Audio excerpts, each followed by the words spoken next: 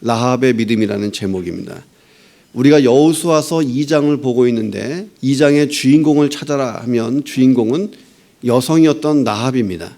우리가 지난주에는 남자였던 아브라함의 믿음을 보았고 오늘은 여성이었던 라합의 믿음을 한번 보기 원합니다.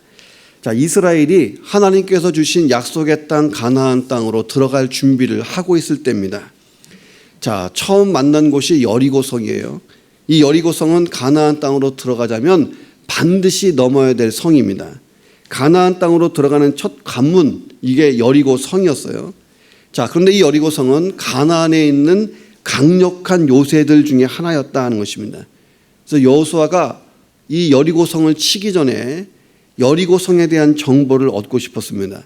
그 성에 대한 완벽한 정보, 인구가 얼마큼인지, 성문이 얼마나 큰지, 망대가 얼마나 단단하고 군사력은 얼마큼 되며 거민들의 사기는 얼마나 뛰어난가, 이런 것들을 다 점검하기 위해서 2명의 정탐꾼을 여리고성에 침투를 시킨 겁니다. 자, 여리고성으로 들어간 정탐꾼들이 제일 먼저 찾아간 집이 어디냐면 라합의 집을 찾아갑니다. 자, 라합은 자기 집에 슬쩍 들어왔던 이스라엘 요 사람들을 보고 이스라엘 스파이다 하는 것을 직감적으로 알았어요. 세상에서 제일 무서운 게 뭐냐면 여자의 직감입니다. 피할 수가 없어요. 직감적으로 이거 이스라엘 스파이다. 내가 보통 봤던 여리고 남자들과 다르다. 직감적으로 알았어요. 라합은 아무도 목격한 사람이 없다고 생각하고 이 2 사람을 숨겨줬어요. 누군가가 정탐꾼이 라합의 집에 들어가는 것을 본 거예요. 나중에는 왕에게 이것에 대해서 보고하게 됐습니다. 여리고 왕이 깜짝 놀라서 라합의 집에 수색대를 출동시킵니다. 자, 스파이들을 끌어내라, 이렇게 명령했습니다. 자, 이 순간 라합이 어느 한쪽을 선택해야 되는 선택의 기로에 서게 됩니다. 나의 동족 편에 서서 내가 2명의 이스라엘 스파이를 지붕 밑에 숨겨놨습니다 라고 신고하든지, 아니면 이스라엘 편에 서서 저는 모릅니다, 저는 그들이 어디서 어떻게 왔는지 모릅니다, 자, 이렇게 말하든지, 둘 중에 하나인 거예요. 이스라엘의 스파이를 돕든지 민족의 배반자가 되든지 둘 중에 하나를 선택해야 되는 기로에 서게 됐습니다. 이 순간 하나님께서 이 정탐꾼 2 사람을 보호하시고 그들의 생명을 구원하시고자 섭리하십니다. 우리는 하나님이 하시는 일들을 섭리라고 불러요. 하나님이 역사하신 거예요. 자, 근데 하나님의 방법이 참 재밌는 게 연약한 여인 라합을 사용했다는 것입니다. 연약한 여인 라합. 왕궁의 왕족도 아니고 귀족도 아니고 군대의 어떤 장교도 아닌 연약한 여인 라합을 썼다. 자, 우리는 성경에 나오는 인물들을 보통 영웅으로 생각하는 경향이 많이 있죠. 아브라함, 모세, 다윗, 삼손, 정말 뛰어난 영웅들입니다.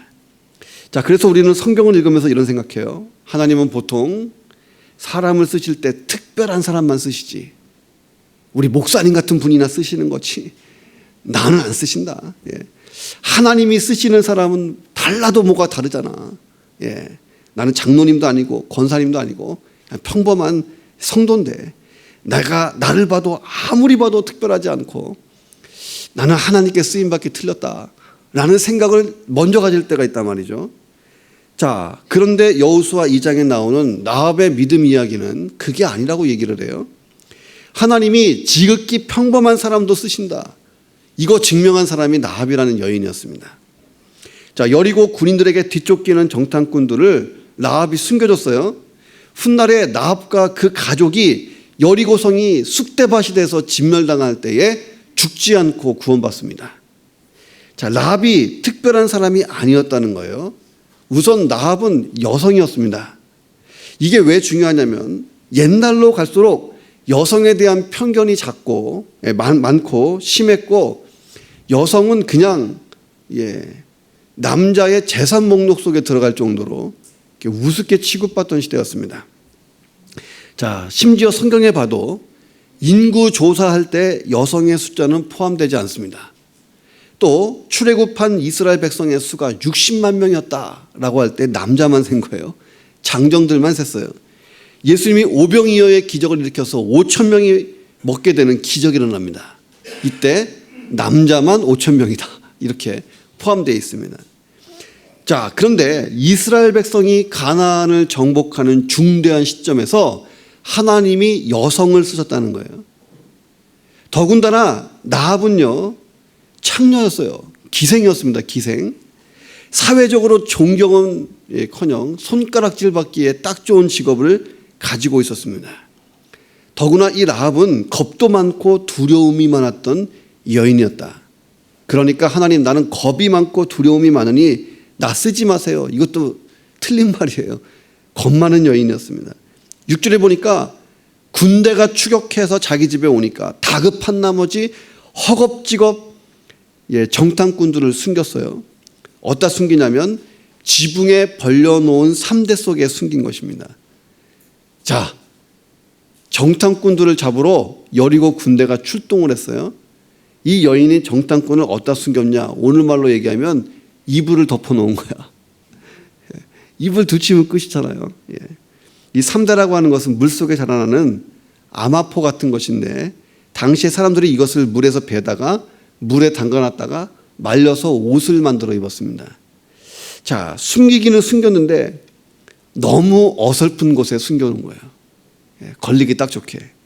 여리고 군대가 지붕에 올라가면 3대를 들춰보는 건 기본 아니에요. 정탐꾼들은 100% 발각됐을 것입니다. 숨길 데는 없고 다급한 상황이니까 나합이 선택한 상황이 뭐냐? 3대 밑. 야, 이런 것 보면 나합은 그냥 평범한 보통 여인이었다는 거예요. 자, 이스라엘 백성이 가나안 땅에 들어가는 것은 중대한 문제입니다. 아브라함이 하나님께 받은 약속, 이것이 성취되는 엄청난 의미가 있고 일대의 사건이에요. 근데 이 일대의 사건을 성취하시는데 하나님이 이렇게 연약한 여인, 평범한 여인, 직업도 천대받던 여인 라합을 구속 역사의 중요한 시점에서 사용하신 이유가 뭐냐는 거예요. 그 많은 남자들을 지키고 능력 있고 실력 있는 사람들을 빼고 이런 라합을 사용하신 이유, 히브리서 기자는 이것에 대한 대답을 하고 있는데 히브리서 11장 31절입니다. 우리 한번 같이 읽어보겠습니다. 시작. 믿음으로 기생 라합은 정탐꾼을 평안히 영접하였으므로 순종하지 아니한 자와 함께 멸망하지 아니하였느니라. 라합의 믿음 하나만 보고 하나님이 사용하셨다는 거예요. 예나 지금이나 하나님이 쓰시는 사람은 공통점이 있습니다. 믿음 있는 사람이에요. 아무리 뛰어나도 믿음이 없으면 하나님 쓰시지 않습니다. 자, 하나님께서 라합의 믿음을 이용하셔서 정탐꾼들도 보호하시고 라합도 구원하고 라합의 가족까지 다 구원하셨다. 먼 훗날 이스라엘이 여리고 성을 정복할 때에 라합과 그 가족이 구원받을 뿐만 아니라 굉장히 존대받는 모습을 봅니다. 자, 그리고 히브리서 11장에 보면 믿음의 사람들 이름이 쫙 나와요. 아브라함부터 시작해서. 자, 마치 명예의 전당에 들어가면 사람 이름이 딱 새겨져 있잖아요. 자, 히브리서 11장은 믿음의 사람들의 어떤 이름이 적혀 있는 명예의 전당 같은 곳이에요.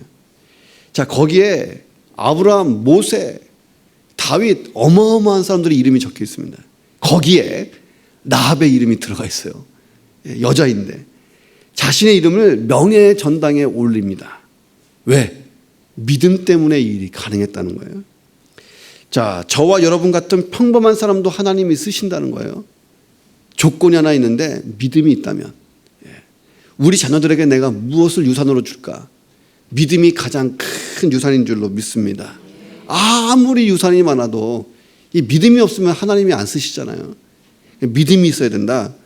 자, 그래서 라합의 믿음은 우리가 배울 만하다는 거예요. 자, 그래서 오늘 라합의 믿음이 무엇인지에 대해서 한번 봅니다. 자, 라합의 믿음은 무엇입니까? 첫 번째는요, 고백이 있는 믿음이었다는 거예요. 고백이 있는 믿음. 고백할 줄 아는 믿음. 이게 왜 중요하냐면, 자, 지금 여리고의 전쟁은요, 어떤 전쟁이냐? 자, 성중에 있는 모든 것 중에서 하나도 남김없이 진멸하는 진멸 전쟁입니다. 자, 하나님께서 여러 가지 전쟁을 말씀하실 때에 거룩한 전쟁, 진멸 전쟁은요, 죄악의 찌꺼기, 우상의 찌꺼기를 아예 안 남기는 싹 다 진멸하는 전쟁입니다. 그러므로 여리고 성에 있는 어떤 사람도 이 전쟁에서 살아남을 수 있는 사람은 아무도 없습니다. 근데 예외가 생겼다. 이게 지금 오늘 본문의 그 이야기예요. 나합과 그 가족은 여리고 성 안에 있었지만 죽지 않고 살았습니다. 예외가 생겼어요.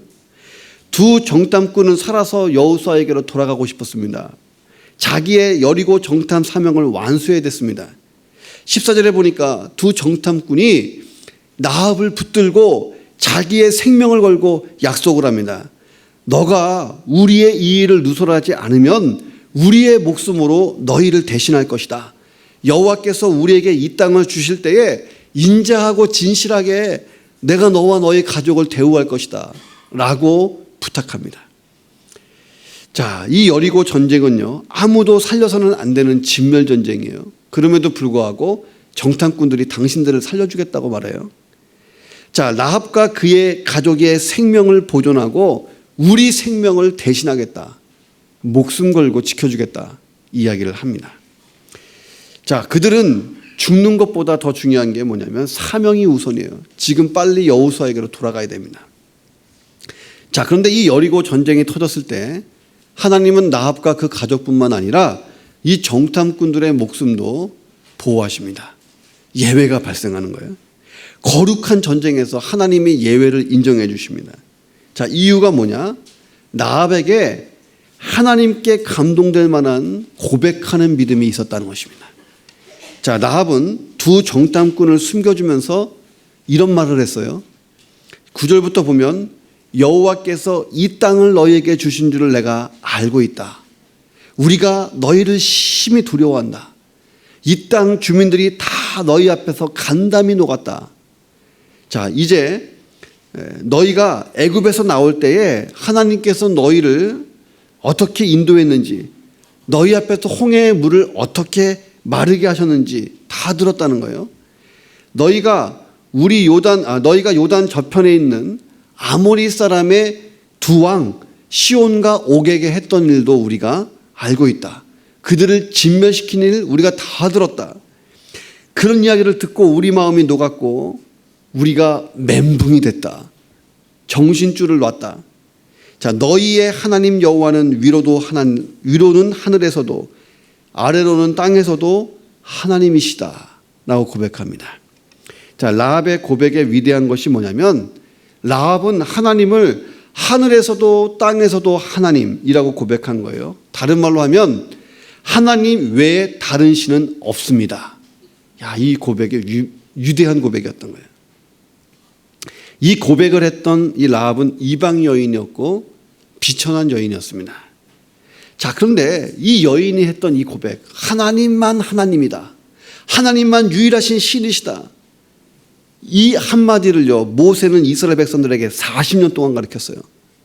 모세가 일평생 가르친 게 뭐냐? 하나님만 하나님이시다. 자, 이 얘기를 가르친 거예요. 신명기 4장 35절. 이것을 내게 나타내심은 여호와는 하나님이시요 그 외에는 다른 신이 없음을 내게 알게 하려 함이니라.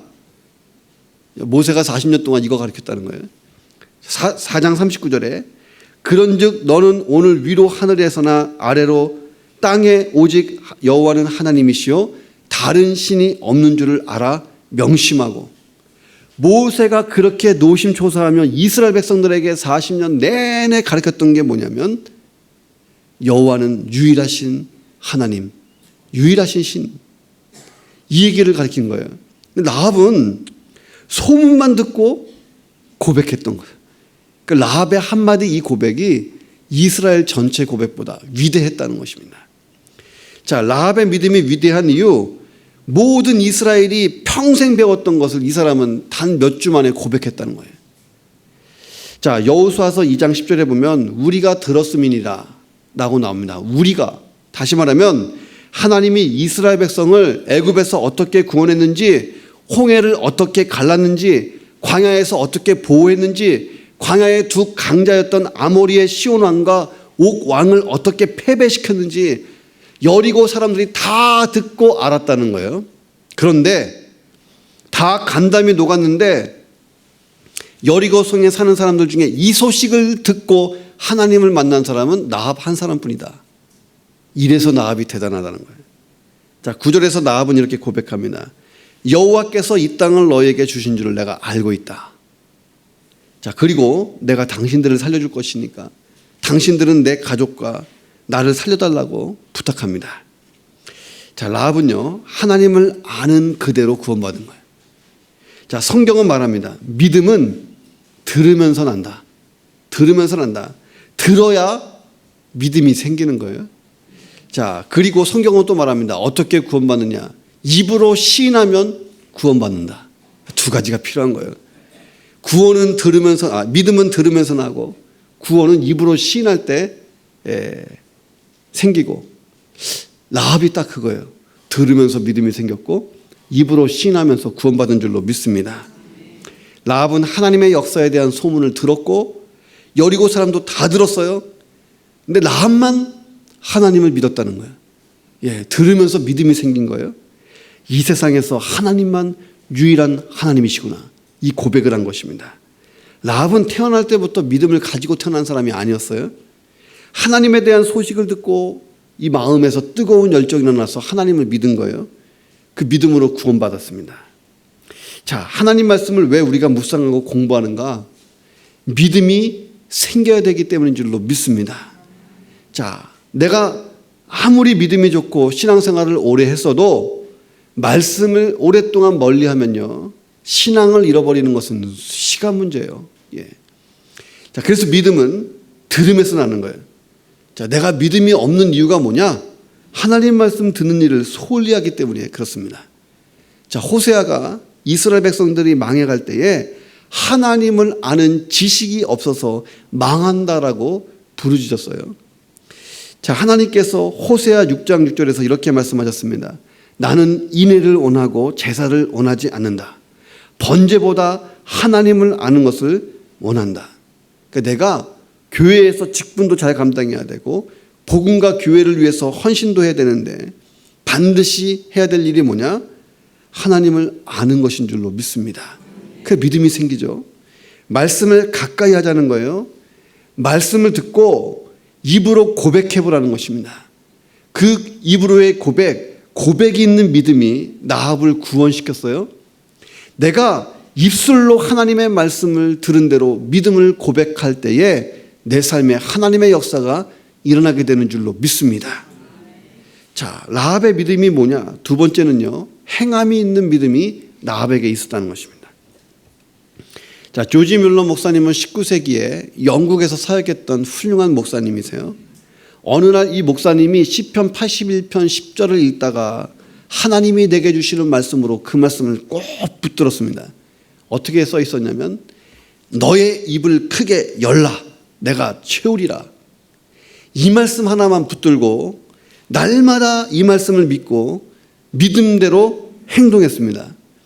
뮬러 목사님이 뭐 하셨냐면 성경 보급 운동을 했고 기독교 교육을 위한 신학교라든지 어떤 교회라든지 어떤 세미나 장소, 강의실을 막 세우고 그랬어요. 그리고 이 뮬러 목사님은 고아원을 운영한 것으로 유명합니다. 뮬러 목사님이 세상을 떠날 때까지 4개의 고아원을 운영했는데 한 번에 2,000명의 고아들을 돌보게 됩니다. 목사님이 돌본 고아가 10,000명이 넘어요. 10,000명의 고아가 뮬러 목사님이 운영하는 고아원에서 자랐습니다. 자, 이런 일을 감당하면서 뮬러 목사님은 사람들을 만나지 않았어요. 돈 좀 주세요. 도와주세요. 빵 주세요. 뭐 좀 주세요. 우리 고아들 불쌍합니다. 뭐 좀 주세요. 사람들에게 일절 얘기하지 않았다는 거예요. 왜 그랬을까? 하나님 약속을 믿은 거예요. 너의 입을 크게 열라. 내가 채우리라. 자, 이렇게 말씀하셨으니까 뮬러 목사님이 지금부터 내가 할 일이 뭐냐? 입을 하고 벌리면 하나님은 딱 채우는 것. 입을 벌리는 건 내 책임, 채우는 것은 하나님 책임. 제가 어렸을 때 부흥 강사님한테 들었던 설교예요. 참 어렸을 때부터 부흥에 열심히 가서 너무 재밌어. 코미디언보다 더 재밌습니다. 부흥 강사님이. 그 당시에 구봉서, 서영춘 이런 분보다 더 재밌어. 입을 하고 열어보라고. 그렇게 여니까 하나님이 채워 넣으려고 해도 못 넣는다고. 이 연습했어요. 뮬러 목사님은요, 내 입을 크게 열어라 내가 채우리라. 천지 만물 창조하신 하나님이 채우시는데 굳이 사람한테 가서 돈 달라고 할 필요 없잖아요. 일평생 단 한 번도 사람한테 돈 달라고 한 적이 없는데 어마어마한 일을 감당할 돈이 쏟아진 줄로 믿습니다. 제일 유명한 얘기가 저녁 밥 먹을 수가 없었어요. 이 쌀 밀가루가 떨어진 거예요. 저녁밥을 줄 수가 없습니다. 2,000명의 고아에게. 하나님 어떻게 할까요? 아이들 다 모아놨잖아요. 모아놓고 식기도 드렸어요. 오늘도 이러한 양식을 주신 하나님 감사합니다. 식기도가 딱 끝나는 순간 트럭이 쫙 5대가 줄 서서 오잖아요. 그 트럭에는 빵이 가득 찼습니다. 그 빵은요, 그날 넘기면 못 먹는 제과점 빵 다 모인 거예요. 그날 밤에 아이들이 배 터지게 먹습니다. 위대한 역사잖아요. 너의 입을 열어라 내가 채우리라. 자, 그 말씀대로 그의 믿음대로 뮬러 목사님의 인생의 사역에 끝나는 시점에서는요, 하나님이 어떻게 채우셨는지 간증이 그냥 막 산더미같이 쏟아지잖아요. 그 뮬러 목사님에게 붙은 별명이 뭐냐? 5만 번의 기도응답. 하루에 한 번씩 기도응답 받으면 137년 걸려요. 실감이 되냐는 거예요. 자, 믿음대로 행하는 게 위대한 역사를 부른다는 것입니다. 자, 믿음의 확신을 가졌던 나합이 어떻게 행동합니까? 믿음대로 행동하는 거예요. 정탐꾼들을 딱 숨겨줬습니다. 이 일이 쉬운 일이냐? 어렵죠. 잡히면 죽는 거예요. 자, 이스라엘 백성이 요단 저편에 있다는 소식이 여리고성에 이미 퍼졌어요. 여리고 왕이 여리고 군대뿐만 아니라 백성들에게 비상계엄령을 선포했습니다. 계엄령이 선포된 상태에서 적과 내통하면요, 바로 내란죄예요. 죽습니다. 그런데 나합이 거기에 아랑곳하지 않고 죽으면 죽을 것이다. 정탐꾼들을 보호하고 안전하게 돌아가도록 도와줍니다. 자, 여리고 군사들에게 목숨을 걸고 거짓말까지 해서 그들을 유인합니다. 딴 곳으로. 자, 과연 그 사람들이 저에게 왔어요. 그런데 그들이 어디서 왔는지 나는 몰랐어요. 그 사람들이 어두워서 성문문이 닫혔을 때쯤에 밖으로 나갔어요. 어디로 갔는지 내가 알지 못하지만 지금 빨리 따라가세요. 잡을 수 있어요. 자, 정탐꾼들은 성 안에 있고 군대는 성 밖으로 빼버립니다. 야, 목숨을 걸고 거짓말해요. 자, 이스라엘 간첩을 숨겨준 행위가 발각되면 라합은 민족의 반역자가 되고요. 정말 목숨을 잃는 것입니다. 자, 그러나 하나님을 향한 믿음 때문에 담대하게 행동합니다. 믿는 대로. 자, 야고보는 이런 라합의 행동을 보고 그리스도인의 믿음의 아주 전형적인 열매라고 얘기했습니다. 믿는 사람이라면, 내가 믿음의 사람이라면 라합처럼 좀 해보라는 거예요. 야고보서 2장 25절에 이렇게 기록되어 있습니다. 또 이와 같이 기생 라합이 사자들을 접대하여 다른 길로 나가게 할 때에 행함으로 의롭다 하심을 받은 것이 아니냐. 자, 26절에 영혼이 없는 몸이 죽은 것 같이 행함이 없는 믿음은 죽은 것이다. 자, 내가 어떻게 살고 있느냐는요, 내가 어떻게 믿고 있느냐를 증명한다는 거예요. 내가 세상 사람과 똑같이 산다면 세상 사람들처럼 나는 믿음이 없어서 그런 거예요. 믿음이 있으면 믿음대로 행동하게 된다는 것입니다. 내가 어떻게 일주일을 살았나를 돌아보면 내 믿음의 수준이 얼마큼인가가 나온다는 것입니다. 야고보는 라합을 행하는 믿음의 사람의 대표로 뽑았어요. 자, 그런데 야고보서에 보니까 믿음의 사람을 대표하는 인물로는 아브라함, 믿음을 행하는 사람으로서 대표하는 인물은 라합. 야고보서에 두 사람이 등장하는데 아브라함과 라합. 야, 지금 라합이 아브라함과 동급으로 언급되고 있습니다. 라합은 하나님을 믿었기 때문에 아브라함은 하나님을 믿고 의롭게 됐다. 자, 라합은 믿음대로 행해서 구원받았다. 그러므로 우리는 아브라함도 본받고 라합을 본받자. 지난주에 제가 아브라함, 이번 주에 라합 이렇게 한 거예요. 근데 아브라함과 라합이 동시에 야고보서에 나온다는 거예요. 그만큼 위대했다는 것입니다. 그의 믿음이. 순간의 선택이 평생을 좌우한다. 대한전선 무지개 세탁기 어렸을 때 들었던 어렸을 때 들었던 선전 문구예요. 한순간의 결정이 라합 자신은 물론이고 가족들을 구원시켰을 뿐만 아니라 믿음의 모델이 되게 했다는 거예요. 자, 라합이 자기 인생 전부를 이 한순간에 걸었습니다. 자기 믿음에 자기 인생을 건 거예요.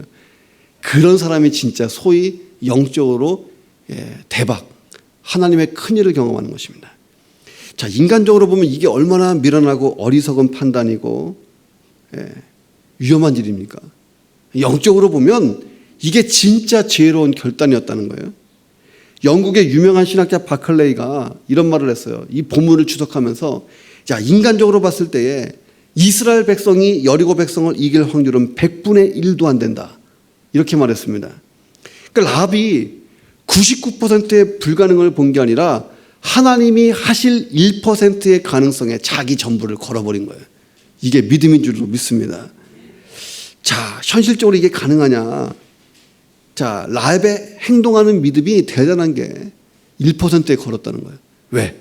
하나님을 믿으니까. 자, 2차 세계대전 때 독일군이 네덜란드를 점령했어요. 헨리 그레머 목사님이 심무하던 교회의 교인들이 밤에 은밀히 목사님 앞에 찾아왔습니다. 목사님, 이 시국에 우리가 어떻게 해야 됩니까? 그러니까 이 목사님이 뭐라고 얘기했냐면, 내가 무엇을 해야 할지 하는 질문은 내가 누구인지를 대답하면 당연히 결정됩니다. 모인 사람들이, 목사님, 우리는 그리스도인입니다. 자, 그러면 주님이 기뻐하는 일을 하십시오. 그리스도인답게 하십시오. 그들이 나가서 뭘 했냐면 네덜란드 저항운동이라고 하는 DRM 조직을 세웁니다. 이 DRM이 나중에 큰 무리로 바뀌고요. 많은 무리가 동참하면서 나라를 다시 찾는 운동으로 돼서 네덜란드가 회복되고 훗날에 네덜란드를 재건할 때 공헌자들이 됩니다. 자, 내가 무엇을 해야 하는가? 내가 누구인가에 의해서 결정된다는 거예요. 내가 하나님의 자녀다. 그러면요, 하나님 자녀답게 살 거예요.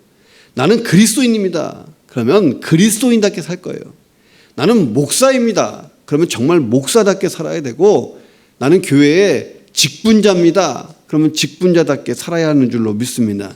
라합은 내가 하나님을 아는 여인이다. 그러므로 그 믿음대로 행한 줄로 믿습니다. 정탐꾼을 지금 보호해 준다고 해서 당장 뭐 얻어지는 게 있는 게 아니잖아요. 그럼에도 불구하고 목숨을 잃을 수 있는 이 상황인데도 불구하고 결단했다는 거예요. 그러니까 라합의 결단은 희생의 결단, 고독의 결단, 아무도 동조하지 않는 외로운 결단. 그러나 라합은요, 믿음으로 결단하고 행동합니다. 하나님에 대한 믿음, 이게 가능하게 했던 거예요. 내가 세상을 살다 보면 선택할 일이 얼마나 많은지 몰라요. 하나님과 세상 중에서 선택할 일, 주님 오시는 날까지 우리는 선택해야 됩니다. 내가 하나님을 어떤 분으로 믿고 있느냐가 하나님과 세상이 대립할 때 나는 어느 쪽을 선택할 것인가, 이거 결정하게 될 줄로 믿습니다. 라합처럼 내가 믿는 대로 입으로 고백할 뿐만 아니라 그대로 행해보셔서 행함이 있는 믿음이 주는 축복을 받아보기를 주의 이름으로 축원합니다. 자, 라합의 믿음이 무엇인가? 세 번째는요, 상급을 받은 믿음, 상급이 있는 믿음이었다는 것입니다. 라합은 이 결과 때문에 하나님 앞에 큰 상을 받아요. 자, 도둑을 쫓아가던 한 경찰관이 막다른 골목을 만났는데 오른쪽 왼쪽 골목이 있었습니다. 두 갈래의 길이 나타난 거예요. 어느 쪽으로 갈까? 이 도둑놈이 어느 쪽으로 도망갔을까? 순간 경찰관이 망설였습니다. 그러다가 딱 하고 결정한 거예요.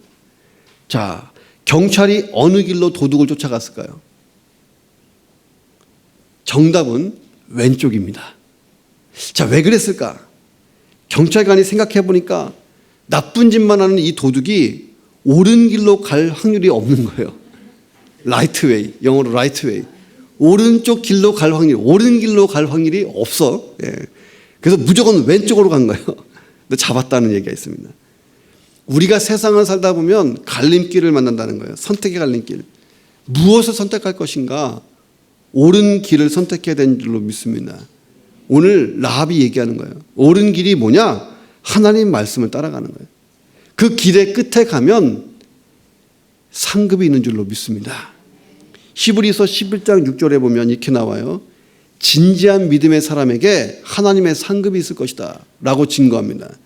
믿음이 없이는 하나님을 기쁘시게 하지 못하나니 하나님께 나아가는 자는 반드시 그가 계신 것과 또한 그가 자기를 찾는 자들에게 상 주시는 이심을 믿어야 할지니라. 라합의 믿음이 대단한 게요, 상급이 있었다는 거예요.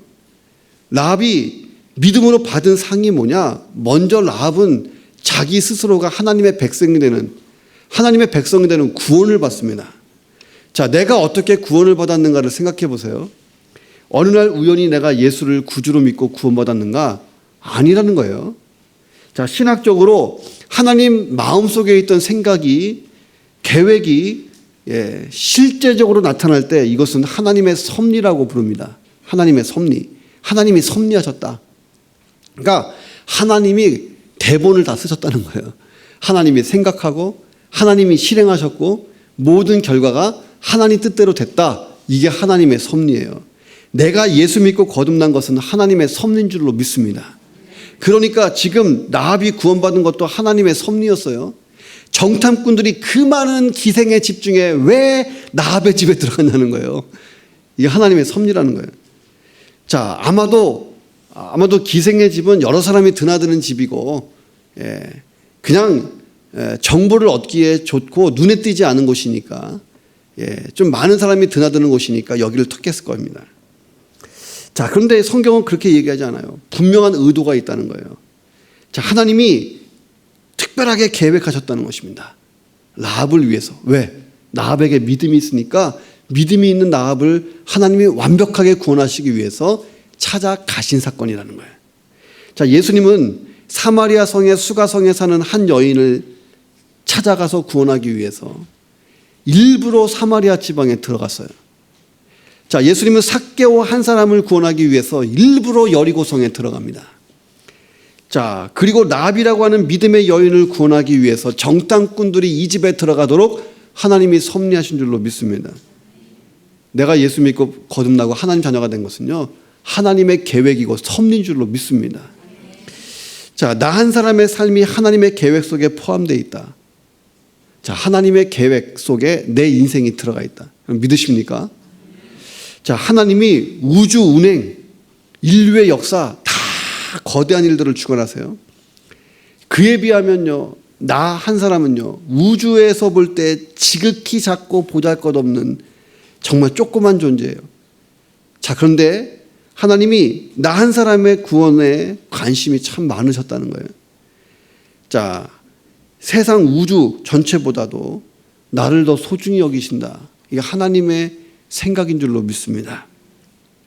나를 하나님이 구원하신 것처럼 믿음의 여인 라합을 여리고가 전멸당하는 상황에서 구원하기 위해서 하나님이 섭리하셨다.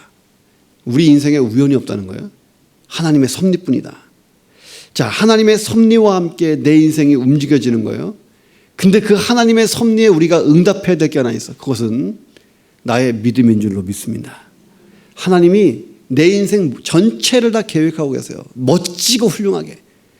그런데 하나님의 뜻이 완전하게 이루어지기 위해서 필요한 것이 또 하나 있다면 믿음인 줄로 믿습니다. 라합은 그 믿음 하나 가지고 역사가 일어난 거예요. 자, 하나님께로부터 상급 있는 믿음을 가져야 됩니다.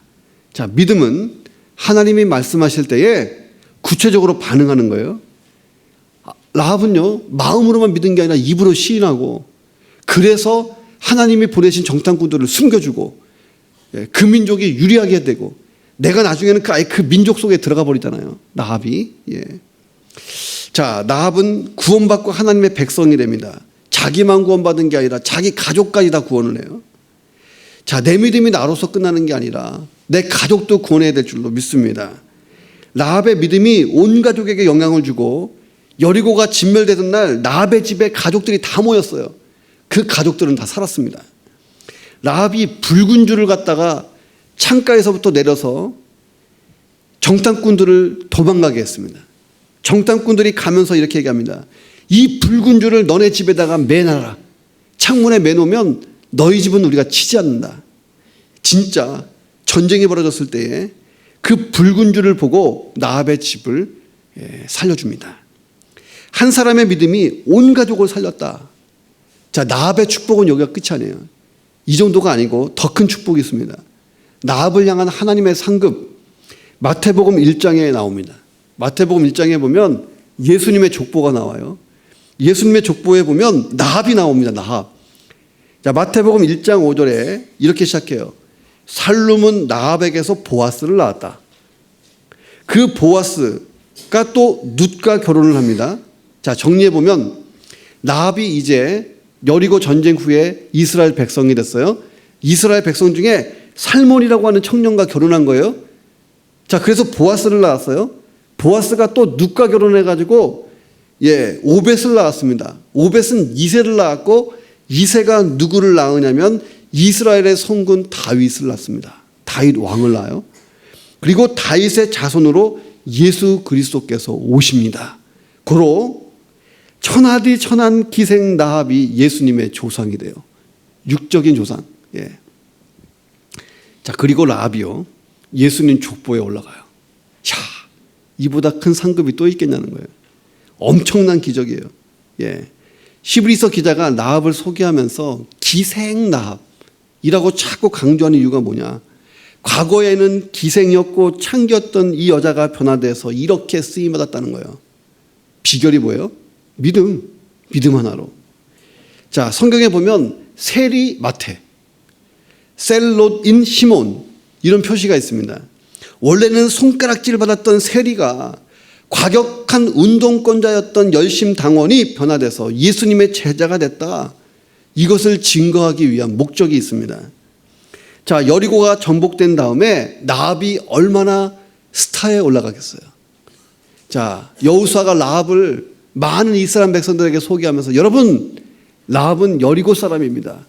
그러나 라합은 믿음으로 구원받은 여인입니다. 이제 이후로부터 라합은 하나님의 백성이고 하나님의 딸입니다. 온 이스라엘이 라합을 축복하고, 오고 오는 세대에 아버지가 자식한테 가르쳤을 거예요. 야, 우리 앞선 선조 중에 라합이라고 하는 분이 있는데 그분은 원래 여리고 사람이었어. 그런데 말이야, 이렇게 이야기가 전달 예수님 시대까지 온 것입니다. 자, 라합이 하나님의 자녀가 되고 선민의 일원이 됐어요. 매춘부로 살면서 어두운 골목을 헤매던 이 여인이 예수님의 조상이 됩니다. 믿음이 낳은 위대한 상급이고 결과인 줄로 믿습니다. 자, 믿음으로 살면 하나님이 보상해 주시는 거예요. 이 상급은 이 땅에서 끝나는 게 아니라 하나님 나라에서까지 이어집니다. 자, 이 땅에서 다 믿음으로 살았는데 복을 못 얻으면, 상급을 많이 못 받으면 기뻐하면 돼요. 왜? 천국에서는요, 그 상이 따따블이 됩니다. 한국에 가면 요즘에 어르신들이 굉장히 건강하게 살아요. 65세가 되면, 요새 62세, 한국 62세에 연금이 나오기 시작합니다. 근데 이분들이 안 받아. 연금 안 받고 나 70살에 받겠다고 해요. 그래서 5년 동안 밀어버립니다. 5년 미루면 1년에 이자가 7%씩 붙어가요. 한국에 이자가 2%도 안 되는데 7%씩 붙어요. 그러니까 5년 뒤에는 많이 받을 수 있는 거예요.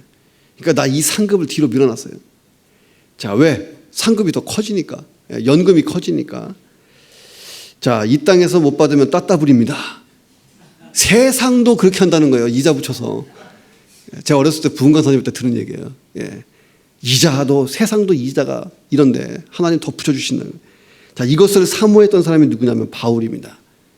디모데후서 4장 7, 8절에 보니까 나는 선한 싸움을 싸우고 나의 달려갈 길을 마치고 믿음을 지켰으니 이제 후로 나를 위하여 의의 면류관이 예비되었으므로 주곧 의로우신 재판장이 그날에 내게 주실 것이다. 사실 믿음으로 산 사람 사도 바울은요, 아무 보상을 받지 못했잖아요. 마지막에 기다린 것은 죽음밖에 없었잖아요. 그럼에도 불구하고 바울은 그 죽음을 기쁨으로 받아들였어요. 왜? 야, 이게 하나도 못 받았으니 천국 가면 얼마나 클 거예요. 받지 못했으면 기뻐하는 거예요. 나합의 믿음이 이 정도로 받았다면요, 우리 믿음은, 평생 쌓은 믿음은 얼마나 크겠는가 하는 것입니다. 자, 하나님을 바로 알았으면 입술로 고백할 수 있는 사람, 그대로 행할 수 있는 사람, 그리고 그 결과 하나님의 큰 상을 받을 수 있는 믿음의 사람, 저와 여러분이 되기를 주의 이름으로 축원합니다. 기도하겠습니다.